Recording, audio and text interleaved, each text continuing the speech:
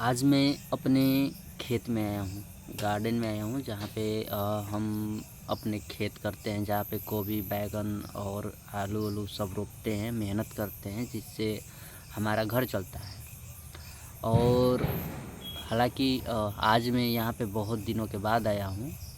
हमको लगता है कि 6-7 महीना के बाद आया हूँ। हालांकि मैं आते रहता हूँ घूमने के लिए यहाँ पे, 6 महीना पे 7 महीना पे आते रहता हूँ। लेकिन अ, जब मैं 10th क्लास में था, 12th क्लास में था, तो उससे पहले, जब 12th क्लास में था तो उससे पहले हम यहाँ पे रोज़ आया करते थे खेती करने के लिए, खेत पटाने के लिए। कुदारी फरसा उरसा सब यहाँ पे चलाते थे, मेहनत मजदूरी बहुत ज़ोरों शोरों से करते थे।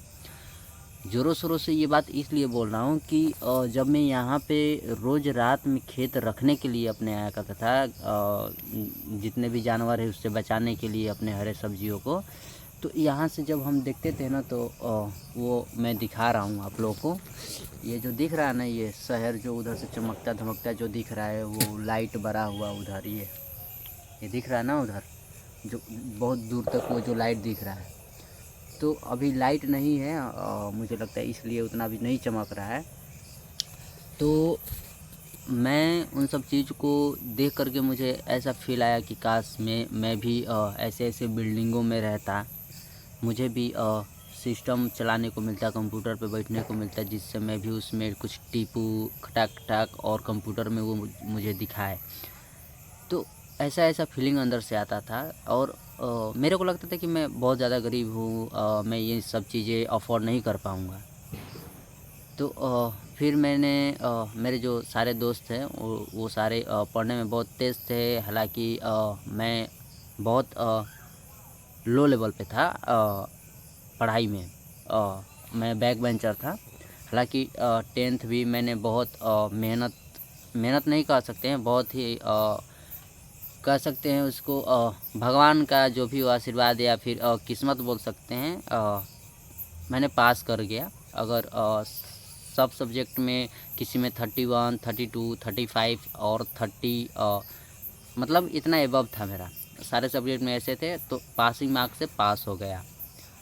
12th में सेम कंडीशन था, पर मैं बिहार बोर्ड से फेल हो गया अनफॉर्चुनेटली। और मैं जब एक बार फेल हो गया तो मैं फिर यूपी से एडमिशन लिया। यूपी में एडमिशन जब लिया तो वहाँ पे मैं एग्ज़ाम नहीं दिया, मेरा दोस्त जो है उसने एग्ज़ाम दिया था। तो वहाँ पर भी अनफॉर्चुनेटली मैं पास हो ही गया। और वहीं जो 10th में था वैसे ही सेम उसमें भी था।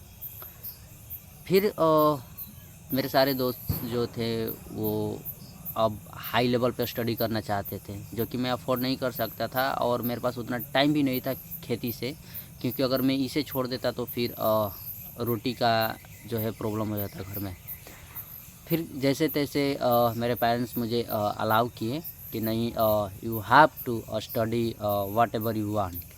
तो मैं इसके बारे में सोचा, बहुत सोचने के बाद सोचा कि चलो ठीक है, एडमिशन लेते हैं।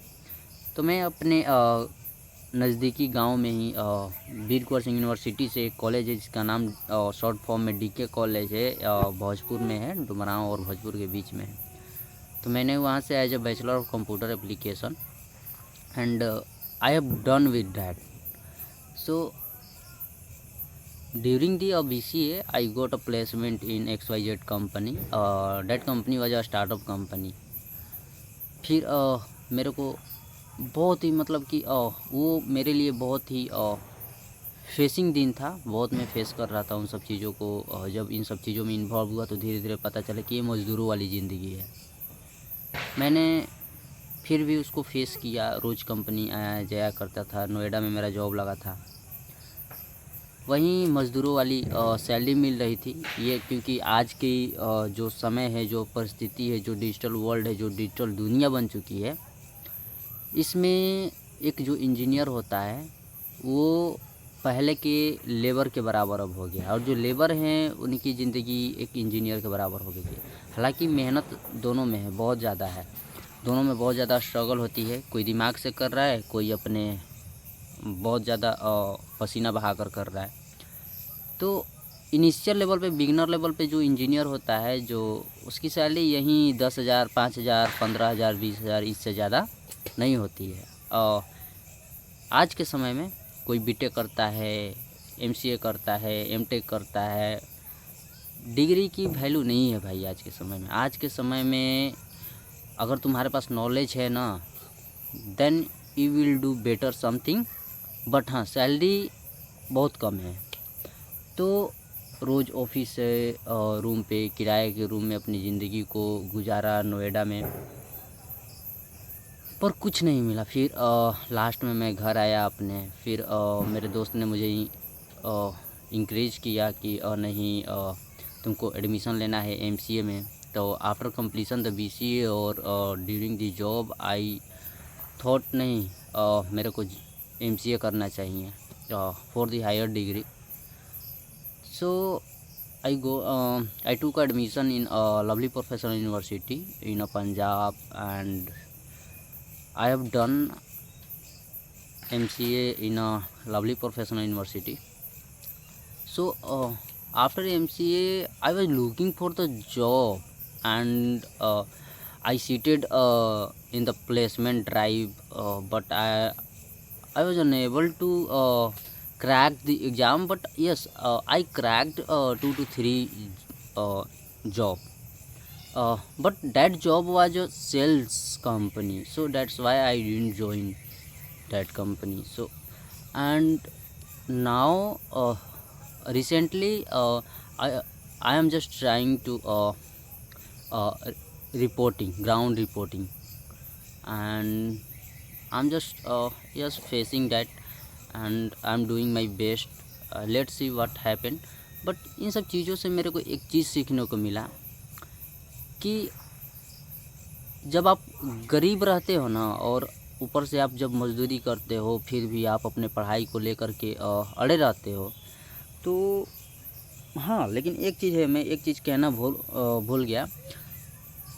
आफ्टर कंप्लीशन था माई 12th from science in BCA, बहुत स्ट्रगल किया मैंने, बहुत स्ट्रगल किया मैंने। कोडिंग लैंग्वेज पर काम किया, मेरा इंग्लिश बहुत, कम्युनिकेशन बहुत मेरा बेकार था, उस पर काम किया। मेरा एनालिटिकल मैथ और समथिंग एल्स जो भी था, मैंने उस पर बहुत ज़्यादा स्ट्रगल किया, बहुत ज़्यादा मेहनत किया। फिर मैंने एमसीए में एडमिशन लिया, जिस कंपनी में मेरा इंटर्नशिप हुआ उसमें 24 घंटा तो नहीं, लेकिन 20 घंटा प्रेशर से मेरा ज़िंदगी बीत रहा था।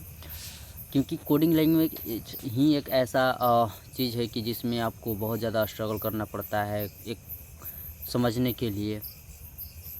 ऊपर से क्लाइंट के साथ वो कम्युनिकेट करना, कैसे काम को क्या एग्जीक्यूट करना है, कितने दिन में गाइडलाइंस को पूरा करना है।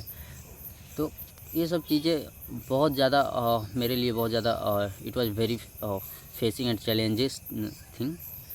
तो लेकिन अब मैं फिर वहीं अभी रिपोर्टिंग कर रहा हूँ, और फिर मेरे को कोडिंग लैंग्वेज में जाना है। सो मैंने इन सब चीज़ों से एक चीज़ सीखा कि तुम चाहे कितना भी कुछ भी कर लो, तुम्हारा स्ट्रगल्स लाइंस जो है वो कभी भी एंड नहीं हो सकती है।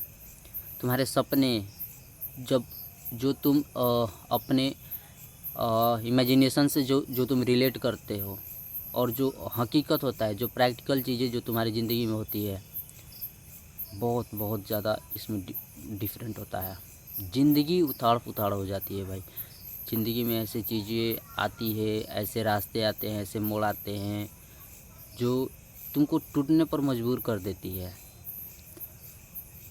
तुम्हारे पास पैसे नहीं रहेंगे, तुम्हारे पास जब सर दर्द करेंगे तो तुम्हारे पास पैसे नहीं रहेंगे। जब तुम दोपहर में खाना खाने के लिए तुम्हारे पास पैसे नहीं रहेंगे। पानी पीकर जब तुम ऑफिस में काम करोगे, कॉलेज लाइफ में जब तुम ऐसे तुम्हारे पास पैसे नहीं रहेंगे, सारे दोस्त तुम्हारे तुम खाएंगे और तुम जा कर के किसी अकेले रूम में पड़े रहोगे। ये सब चीज़ें बहुत मिडिल क्लास लोगों के लिए बहुत ही कॉमन चीज़ होती है। तो इन सब चीज़ों से मैं गुजरा हुआ हूँ, तो मुझे पता है कि ज़िंदगी क्या होती है। इसमें कोई पॉलिटिक्स नहीं खेल सकता है। तुम दूसरों से पॉलिटिक्स खेल लोगे, लेकिन खुद के साथ कभी भी पॉलिटिक्स नहीं खेल सकते हो। तुम्हें पता है कि तुम क्या थे, क्या हो और क्या अभी हो। तो ये ज़िंदगी होती है। तो उतार पड़ाव बहुत आते हैं इसमें। अगर इसमें जो हार जाता है, बहुत लोग तो फांसी लगा लेते हैं, जहर खा लेते हैं, किसी के गर्लफ्रेंड धोखा देती है बीच में, वो उस चीज़ से अपना जो उसका वे होता है, जो लाइन होता है, जो उसको डाइवर्ट कर देते हैं, नहीं कर पाते हैं, नहीं हो पाते हैं सक्सेस। बहुत लोग तो अभी मेरे कॉलेज में कितने लोग जा कर के 9th 7th 10th फ्लोर से 11th फ्लोर से जंप कर जाते हैं, मर जाते हैं, कुछ नहीं होता है मरने के बाद, बस वही। ठीक है, मस्त वीडियो बना।